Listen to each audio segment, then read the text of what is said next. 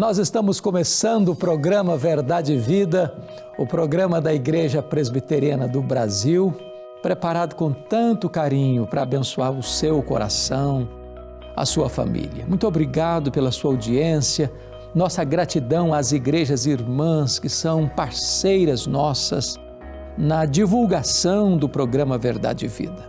Hoje eu quero tratar com vocês de um tema maravilhoso, a segurança da salvação. E vamos basear esta mensagem em Romanos, capítulo 8, versos 31 a 35. Vamos ouvir a leitura deste texto. Que diremos, pois, à vista destas coisas? Se Deus é por nós, quem será contra nós?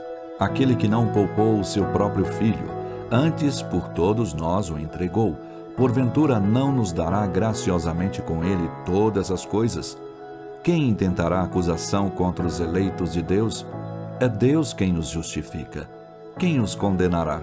É Cristo Jesus quem morreu, ou antes quem ressuscitou, o qual está à direita de Deus e também intercede por nós. Quem nos separará do amor de Cristo? Será tribulação, ou angústia, ou perseguição, ou fome, ou nudez, ou perigo, ou espada? O apóstolo Paulo chega às alturas excelsas, no pináculo do seu pensamento teológico, quando escreve a sua carta aos Romanos. Ele chega no ponto mais alto quando escreve capítulo 8 desta carta. E aqui, no texto que foi lido, ele vai ressaltar para nós, com cores vivas, com eloquência sublime, a questão da segurança da salvação. Nós falamos no programa passado sobre os 5 elementos que tratam da soberania de Deus na salvação. Deus nos conheceu de antemão, Deus nos predestinou, Deus nos chamou, Deus nos justificou e Deus nos glorificou. Agora, Paulo vai fazer 5 perguntas retóricas, a partir do verso 31 ao 39, destacando a segurança da salvação que temos em Cristo Jesus. A primeira pergunta retórica é, no verso 31, se Deus é por nós, quem será contra nós? Ele não pergunta quem é contra nós, porque o diabo, seus demônios, o mundo, o pecado, o inferno todo se levantaria. A pergunta é outra. Se Deus é por nós, se Deus está do nosso lado, se Deus já nos amou, se Deus já nos predestinou, se Deus já nos chamou, se Deus já nos justificou, se Deus já nos glorificou nos seus decretos eternos, quem poderá ser contra nós para nos derrotar? Deus está a nosso favor. Ele nos amou. Que verdade preciosa, que traz descanso para a alma e segurança para o nosso coração. A segunda pergunta está no verso 32. Aquele que não poupou a seu próprio filho, antes por todos nós o entregou, porventura não nos dará graciosamente com ele todas as coisas? O argumento de Paulo é o seguinte: se Deus já nos deu o maior, o melhor, o seu filho, você acha que agora ele nos sonegaria o secundário? Aquele que começou a boa obra em nós, certamente vai completá-la até o dia de Cristo Jesus. Ele nos deu o seu Filho para morrer em nosso lugar, pelos nossos pecados, para pagar a nossa dívida. Ele cancelou a nossa dívida porque quitou-a com o preço não de ouro, não de prata, mas com seu próprio sangue. Então Deus já nos deu o máximo, Deus já nos deu o melhor, Deus já nos deu o seu Filho. Então, nós temos a garantia de que se Ele nos deu o máximo, o seu próprio Filho, Ele vai concluir esta obra que Ele planejou na eternidade, que Ele executou no tempo e que Ele consumará na segunda vinda do seu Filho. A terceira pergunta retórica, confira comigo, está aí no versículo de número 33. Quem tentará acusação contra os eleitos de Deus? É Deus quem os justifica. É claro que a acusação contra nós temos, o diabo é o nosso acusador. Nós sofremos acusações, muitas delas pesadas, levianas, que como flechas envenenadas tentam nos atingir. A grande questão é, não há possibilidade de se alterar o veredito que foi dado sobre a nossa salvação. Quando você olha o cenário jurídico, o aparelhamento jurídico aqui no Brasil, você tem instâncias de poder. Você tem 4 instâncias de poder. Quando alguém, por exemplo, é inocentado na primeira instância, se apela para a segunda, para a terceira, para a 4ª instância. Quando então a decisão é final.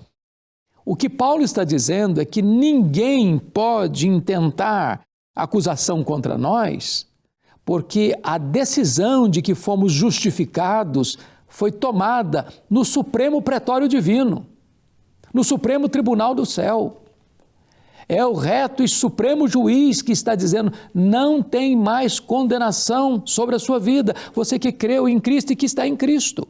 Não há possibilidade de alterar esta decisão da nossa plena absolvição, da nossa completa justificação. Mas é a 4ª pergunta retórica que ressalta a segurança da nossa salvação. Veja comigo no verso 34. Quem os condenará? É Cristo Jesus que morreu, o antes quem ressuscitou, o qual está à destra de Deus e também intercede por nós. Aqui está a base legal da nossa segurança. Na verdade, Deus puniu o nosso pecado, exemplarmente, no seu Filho, o nosso substituto. De tal maneira que Deus, sendo justo, Ele não pune o mesmo pecado 2 vezes. Puniu no seu Filho, não punirá em nós. Foi Cristo Jesus quem morreu pelos nossos pecados. Foi Ele quem ressuscitou para a nossa justificação. Ele agora é o nosso grande sumo sacerdote, o nosso advogado justo. Não há possibilidade então de condenação, porque a lei foi satisfeita, a justiça foi satisfeita, a nossa salvação está completamente garantida pela obra substitutiva, vicária de Cristo na cruz do Calvário, em nosso lugar, em nosso favor. A 5ª pergunta retórica do texto, confira comigo, está no verso 35. Quando Paulo pergunta assim, quem nos separará do amor de Cristo? Será tribulação? Ou angústia? Ou perseguição? Ou fome? Ou nudez? Ou perigo? Ou espada? Agora Paulo faz perguntas existenciais, dos problemas da vida, das lutas da vida, das crises da vida. É perseguição? É angústia? É problema financeiro? Nudez? Fome?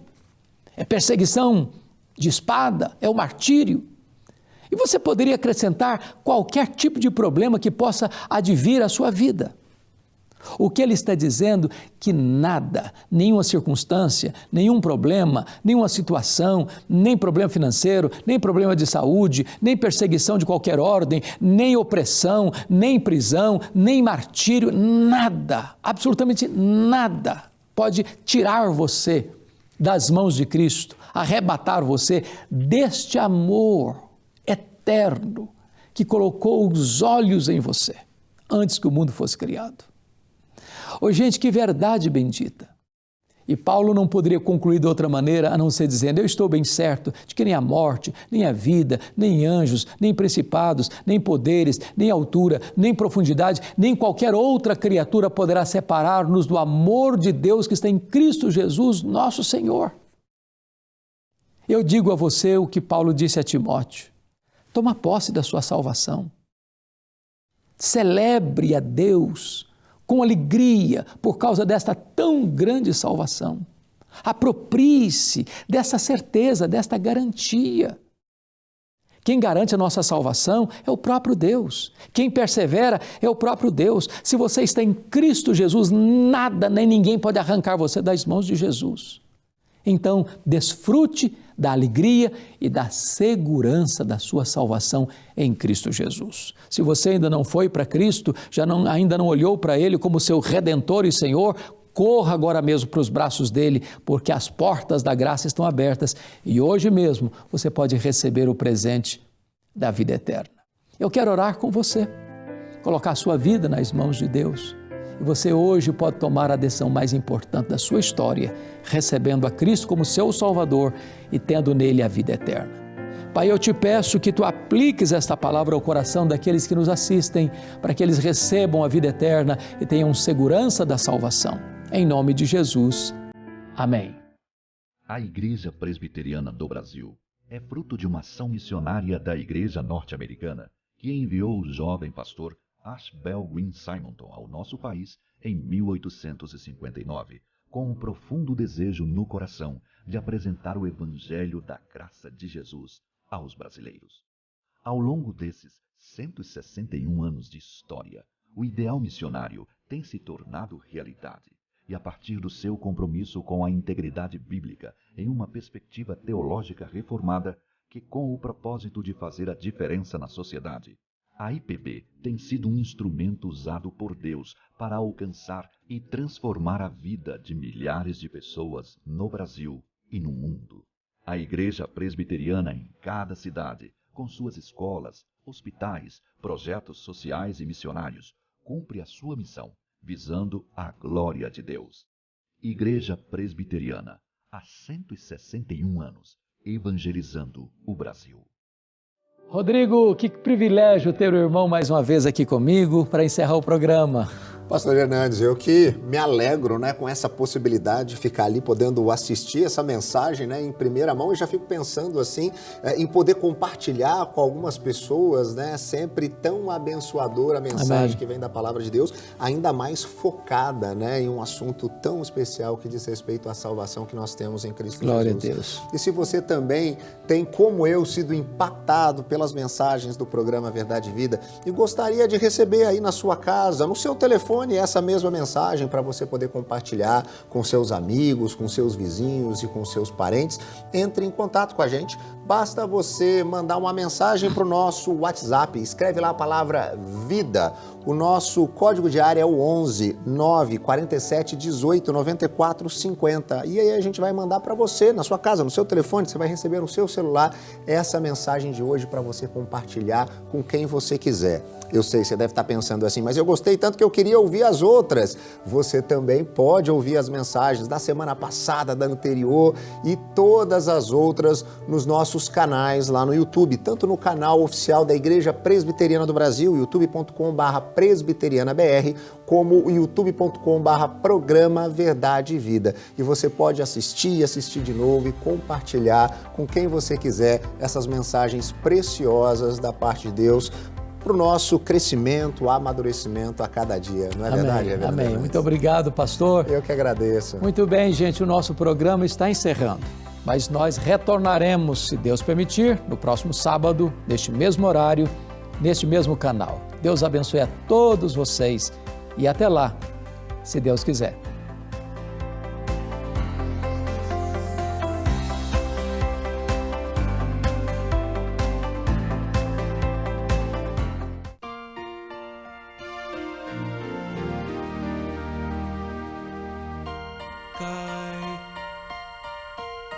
Cai a chuva sobre o mal e o bom,